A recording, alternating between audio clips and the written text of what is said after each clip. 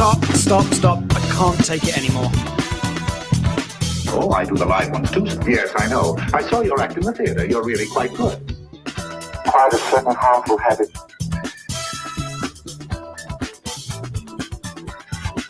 Stop it now, I need it.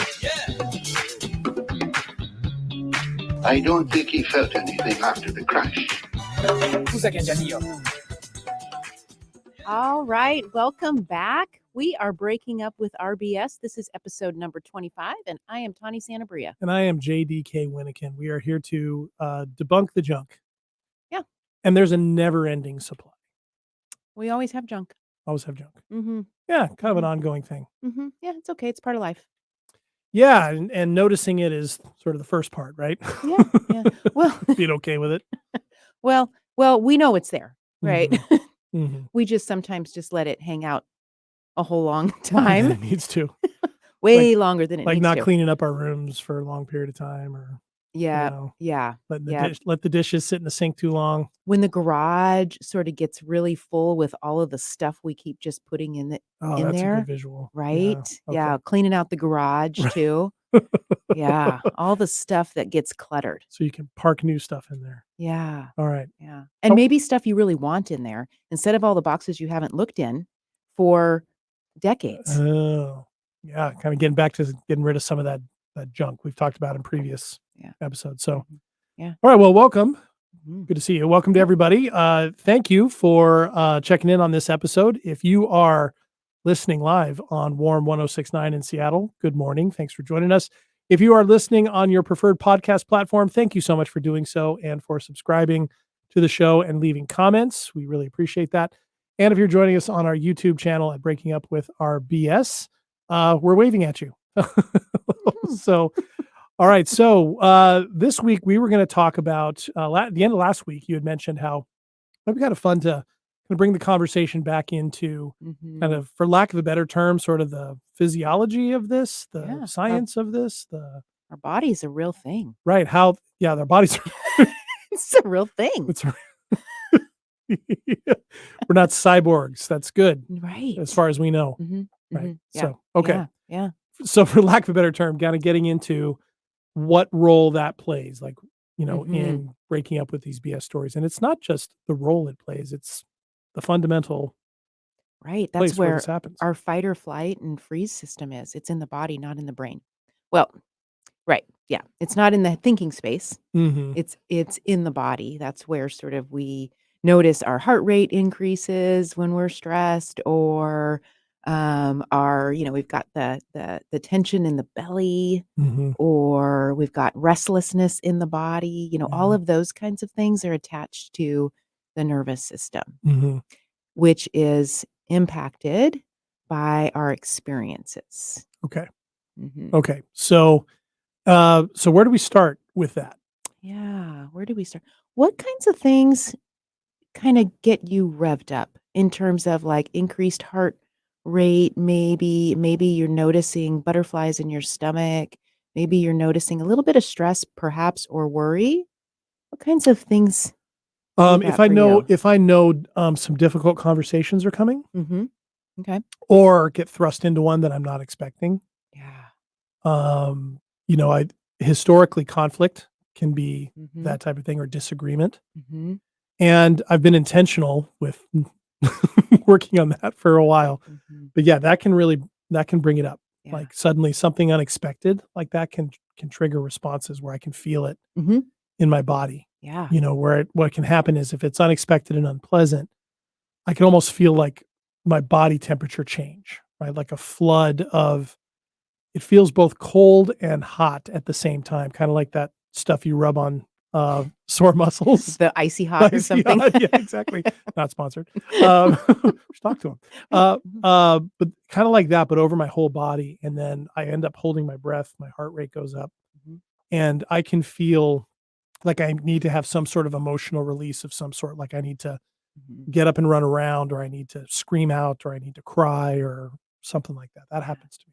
That reminded me, I get like sweaty palms and sometimes sweaty feet when I get a little stressed. Yeah. Really? And you can feel your feet sweating? Yes. Oh, yeah. Does it matter if it's in your shoes It's or not not? like dripping sweat. It's not This is like all very vivid. it's not like a workout dripping sweat Got on my it. feet, but just a little warm and sort of, clammy. I can Mhm. feel that also, along with increased heart rate, sometimes lump in my throat, those kinds of things. Okay. Yeah, yeah. Yeah, like the cold feeling in my chest, Mhm. like, like I've been hollowed out. Yeah, That can happen to me too. Wow, yeah. sweaty feet. I know. Am I the only one? I don't know. I have to check with some other folks. Um, but so conflict. Do you flee or stick around for conflict? What happens for Oh, you? man. Um, my initial response usually is I freeze, Okay. and depending on what it's about, who it's with, if it's Mhm. conversational conflict, that type of Mhm. thing, um, I freeze, and then I usually try to talk my way out of it, like calm everything down. Mm. Almost like in response to me wanting to calm down, I Yeah. wanna calm down the situation, or I wanna calm down, Mhm. and earlier in life, I would have done whatever I needed to calm it down. Mhm. Said whatever I needed to say, admit to whatever I needed to admit, make up some BS if Right. I needed to myself or to the other person, just to get it calm. Mhm. Um, these days, it's, I can still freeze, Mhm. but I don't go to those same solutions. But I still have those emotional responses. Yeah. Yeah, Yeah. The I don't know. body. The Mhm, body, it's like the body knows these experiences from past time. mhm. And what we often find is that in a moment of something uncomfortable happening, the body reacts first. Oh my gosh. Yeah, and then we're sort of doing the habitual things Right. that we might do from a headspace that Mhm. we typically would do from there. So, talking yourself out of it is sort of like a fleeing of sorts, or It trying is. trying to calm things down like, It is. "Ooh." Yeah. I can go the other way though, because if I Mhm, feel cornered or if I have exhausted all of my avenues of fleeing, mhm. I can fight. Yeah. And then usually that's by escalating it. I just get angry Mhm. verbally. And that usually it takes me a while to get to that spot. So sometimes when I get there, it's really surprising for the person on the other end. And then I see that or I sense that and it feels like an opportunity to get out of it. And so it's like it just comes flying out. That's what Mhm. it's and I Yeah, feel terrible yeah, yeah. during and after. Mhm. So I guess I can show all 3 depending on what stage we're at. Yeah, I think that that's pretty typical for a lot of us, Well, that's good to know. depending on the experience, depending on the person, Mhm. especially in conflict, depending on what kind of conflict it is. A Mhm. conversational conflict is maybe different, or especially maybe at work, a conversational conflict might be different at work than Yes, it would of be course. with a family member or a spouse or partner. Some other kind of conflict that might involve some physical or something that of a greater Mhm. degree might elicit a different kind of response, Sure. and different ages and stages and phases of our Mhm. life might elicit. But the fact is that that tends to be something that can create some stress in the body, and our nervous system responds. Oh, man, and that is the first thing that happens. Mhm. Yeah, yeah, Um, and we're wired for that, right? It's protective. so in some ways, that's the best indicator of what we're talking about is Yeah. just think of whatever it is that Mhm. kicks off a bodily reaction, Yeah, and that's a yeah. clear sign that the body has something to do Mhm. with what we're talking about. And that there's lots of things around us every day that can kick in a stress response in the body. Yeah. And sometimes we don't pay close enough attention to perhaps, limit exposure to some things because, okay, a conflicting conversation that maybe would be important to have, would Mhm. would be something to sit through and get through, and Right. we, we'll talk about sort of ways to do that, but, um, other thing like social media, for example, Yeah. we can stress ourselves out quite a bit or immobilize and freeze and kinda dissociate Mhm. a little bit Mhm. as we are involved in social media. So, we open ourselves up to things to come into our system Mhm. that could be quite stressful, and we might not be paying attention. Yeah, I was just thinking of your example of social media. I think of, like, I haven't watched the TV news in a really long time. I'll Mhm. read it Yeah. instead of watching it, because I can notice, and I notice it in people that I know who watch the news, and you can see their bodies tense up, or their demeanor changes, or they start talking about things that you can tell they're projecting outward. And of course, what that ends up doing, and I can do this too, is another thing. I can start thinking about outcomes. Like maybe I'm having a stressful situation, something, thinking about outcomes, and then suddenly I might be having emotional responses to things that aren't even happening, but I'm worried might happen. Or what would that feel like if that happened? And then I can feel it in my body as well. Like my body gets revved up and I can't sleep, or I can't calm down, or I get restless. Yeah. So it's not just, you're right. Conflict is just one example. It can be Right. just everyday passive stuff. Yeah. I was talking to a young person not too long ago, and he was telling me about how he loves to watch documentaries, loves to, learn about, difficult times in history. And when he watches documentaries, he is in his thinking space, thinking about how he might make sure that never happens again, or how that could have been done differently so that it didn't like, and he notices he gets himself all stressed out Yeah. watching a documentary, Uh-huh. right? Well, and a lot of documentaries are trying to show you something for a reason, Yes. because they want you to, it's meant to be a call to action. Yes. Right. Mhm. And how many times do we hear that? The importance of calls to action. And it's not that they're bad. It's just, depending on what they are, you can have emotional, physical Mhm. responses to those, or to the idea of, I'm not doing enough. Right. I need to do more. And it's confusing then what is in our control and what is not in our control, right? So the call to action sometimes can, make us feel from a body place of like, oh, I need to do something about this. And it might not be in our control at all to do much about it. Mhm. And then we're adding another layer of stress on ourselves around Mhm. needing to do something about this that's completely out of our control.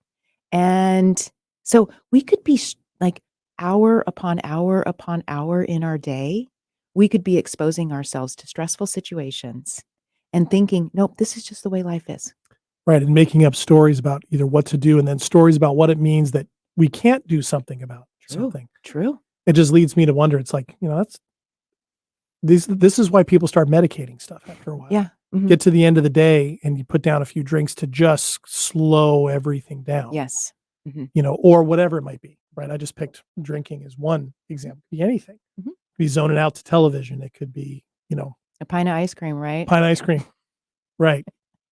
That doesn't sound so bad, actually. No, it's not bad. No, It just is. It just is. Yeah. It is, because just is. then there's an ability to control that, right? It's but then of course that just kicks off its own stories. Yes. Woo. Yes. Okay, Whew, so I'm now already stressed out myself. exactly. Are you? I'm feeling it. Yeah, I am. I'm Mhm. feeling it. So Mhm.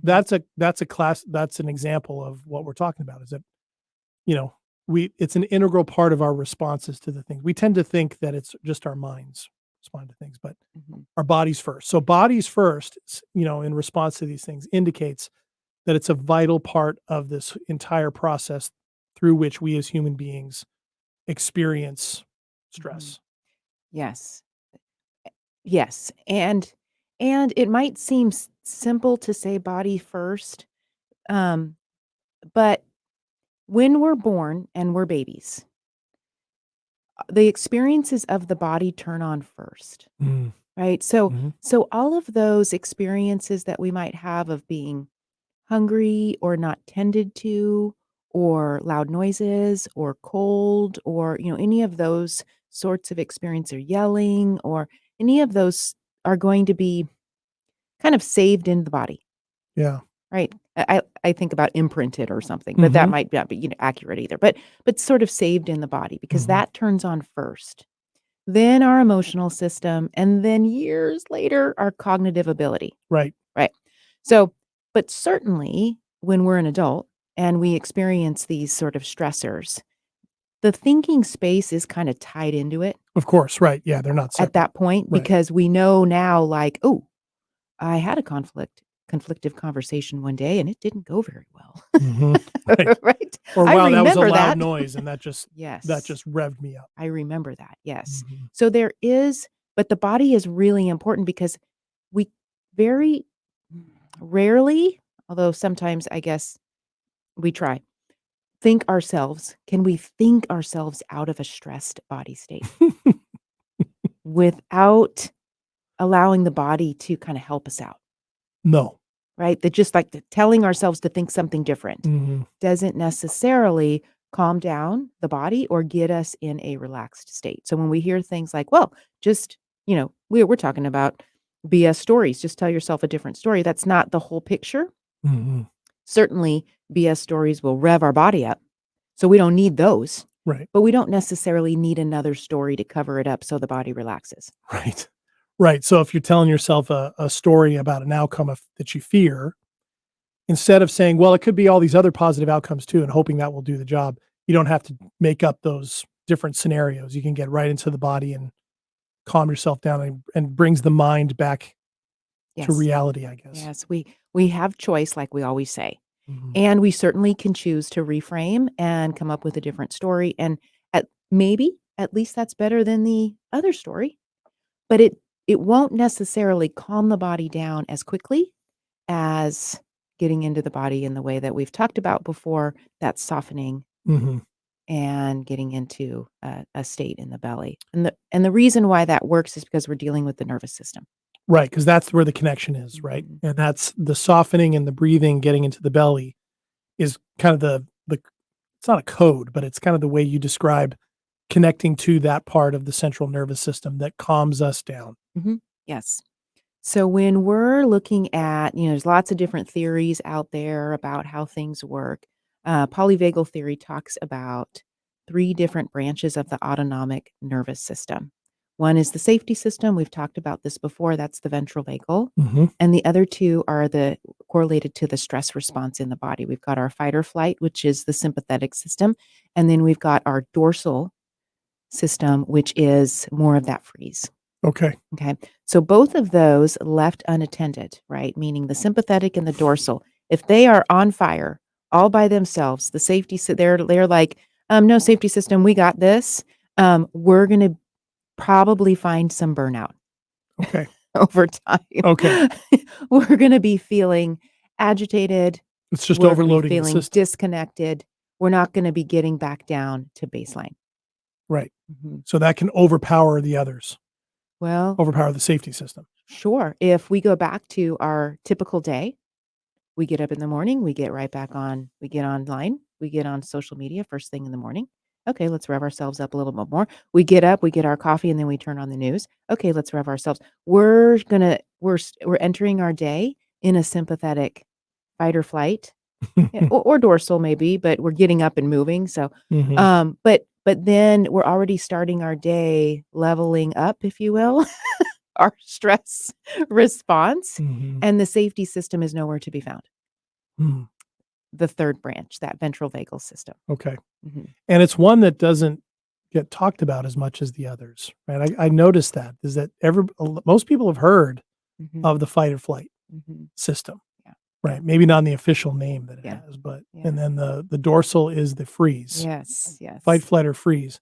The safety system, is that more like a flow part of it? I love this. It's like you're a parent. You're a parent, right? And you Okay. have this beautiful 8-year-old child. I don't know. Well, maybe they're who knows what age. You notice all the things that they do that you don't like. Mhm. And the things that they do that you would expect, you never talk about it. You don't highlight those.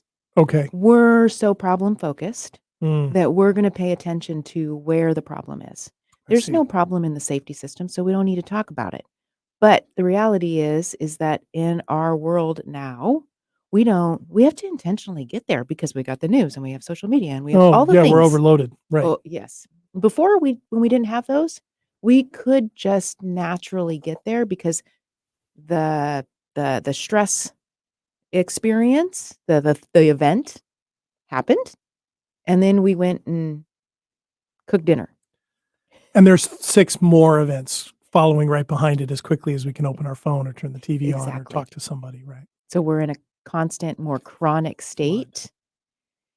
Getting into the safety system with the softening and with the breathing and with the reconnection to self in the belly, that kind of is like a light dimmer. I think we've talked about this before. It like Mhm. starts to turn on that ventral vagal so we can kind of squeeze in and creates a relaxation response in the body.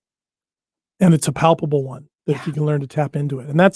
And so when we talk about that being a practice, that's what you mean, right? It's that practicing of doing that so you can start to learn the feeling, experience the feeling, right?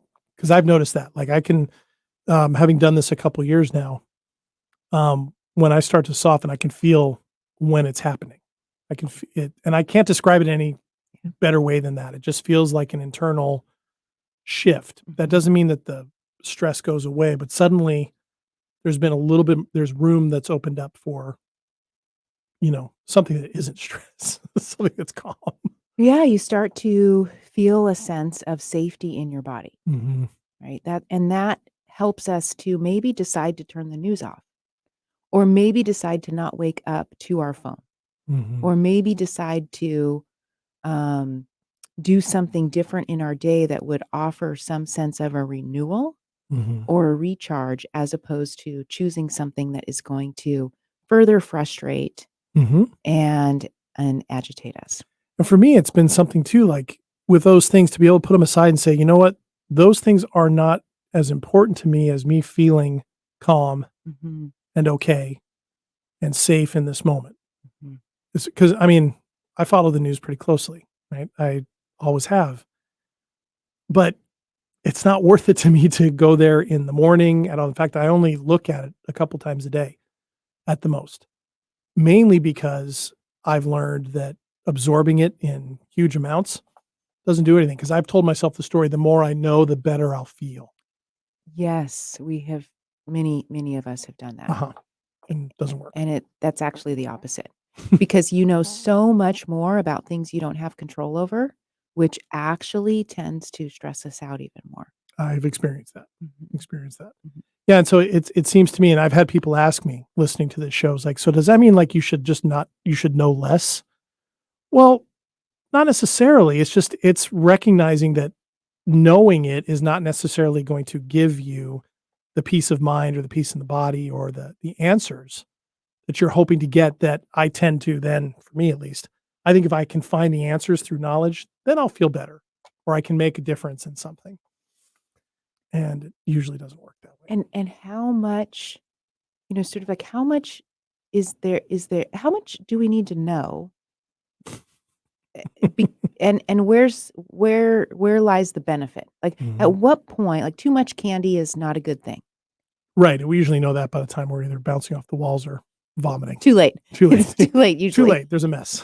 Right, Right, right. clear So, sign. maybe, I don't know, maybe knowledge is kind of similar, or or knowing things. Let's not I don't even wanna say Having knowledge. knowledge, yeah, Yeah, having it's knowledge. just knowing things. Yeah, or the BS story that knowing as much as you can will help you feel better, or will give you more answers or make more sense of a situation or of life or of Mhm. I've I think I'm a pretty smart guy. I've studied a lot of things and read a lot of books and You done a are a lot of smart guy. that, and that has I still needed this. Mhm. Right?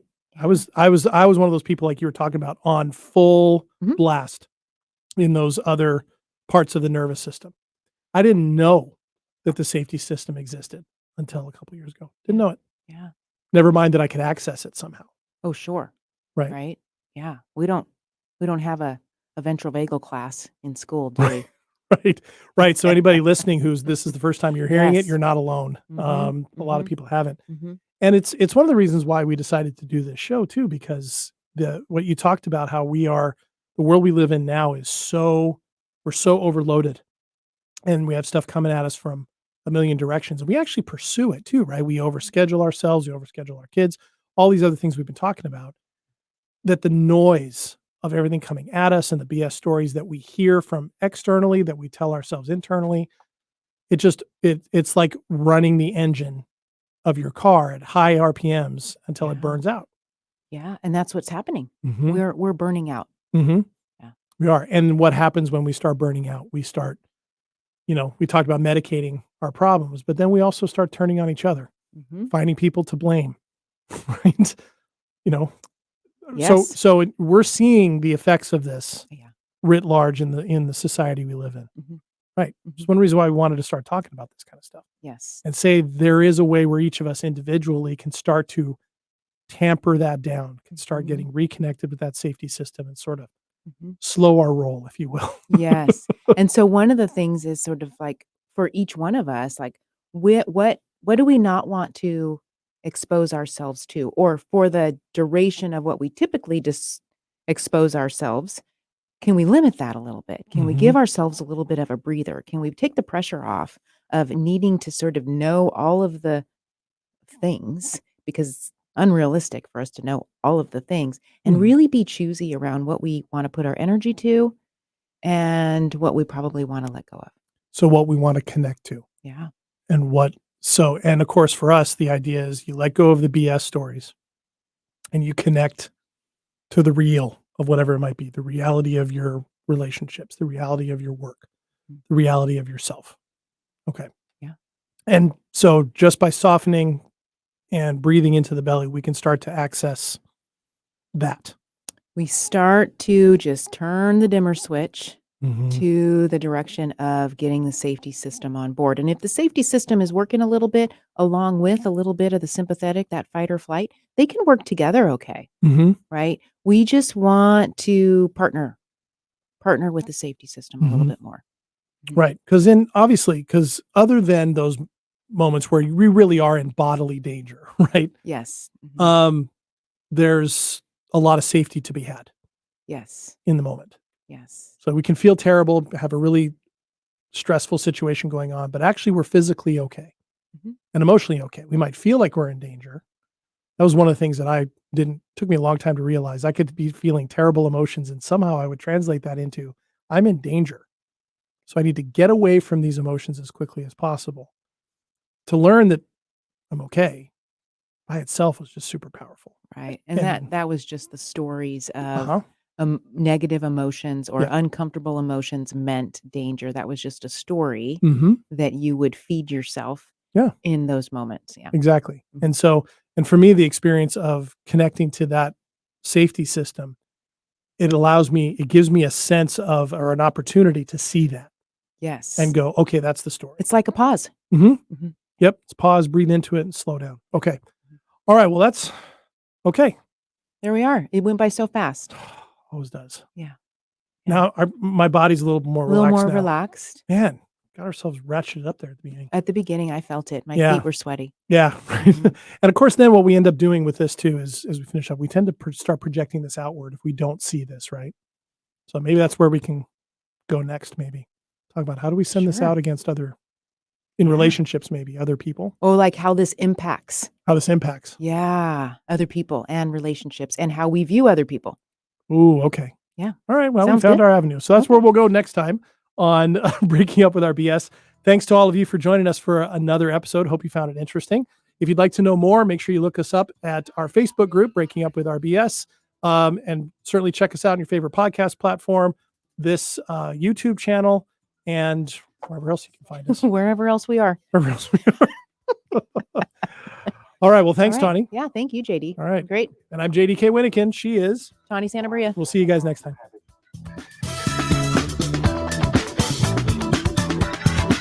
Stop it now. I'm needed.